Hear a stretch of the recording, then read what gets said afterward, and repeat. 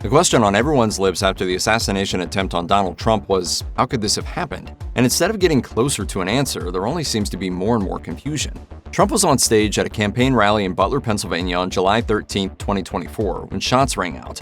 One hit the former president on the right ear. The attack injured two of the rally's attendees and killed one, a 50-year-old firefighter named Corey Camperator, who was protecting his family. Political assassinations and attempted ones are truly national tragedies, and as such, they generate a lot of scrutiny. They also, without fail, engender conspiracy theories. Most famously, theories about the assassination of John F. Kennedy in Dallas in November 1963 are still discussed even 60-plus years later. The attempt to assassinate former President Trump is no different, and there are some outlandish conclusions being drawn on social media and elsewhere. But there are also some events of the day that simply don't make sense, at least not yet.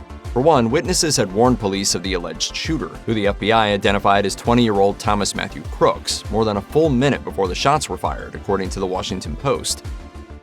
A guy beside me looks over and he said, "He has a gun. He has a gun."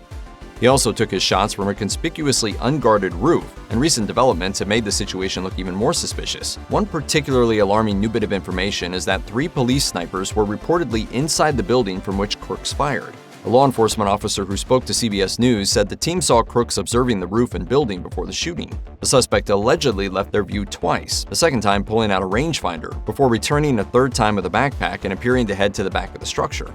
When they saw Crooks the second time, one of the snipers was said to have snapped a photo of him and radioed the command center to warn of the potential threat.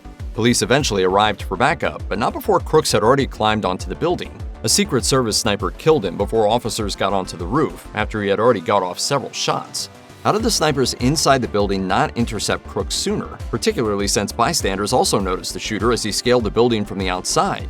Joseph LaSorsa, a former Secret Service agent who served on the presidential detail, told Reuters there is going to be an intensive review of the attack and a, quote, massive realignment of Secret Service operations. What's even more confounding is that, according to NBC News, officials had identified the building, which is around 148 yards from the rally site, as a security vulnerability days before the rally took place. Even so, the Secret Service left oversight of the building, which is owned by American Glass Research, to local police. Secret Service head Kimberly Cheadle told ABC News, "There was local police in the area that were responsible for the outer perimeter of the building."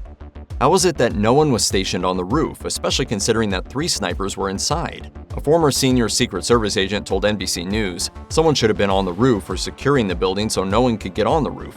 In the days since the assassination attempt, some interdepartmental finger-pointing has taken place. Butler County District Attorney Richard Goldinger said security was entirely the responsibility of the Secret Service, who were at the top of the command hierarchy and, quote, designated who did what. Former Secret Service agent Jason Russell noted to the BBC that the agency is limited in the number of agents it can post, having to delegate some coverage to local law enforcement.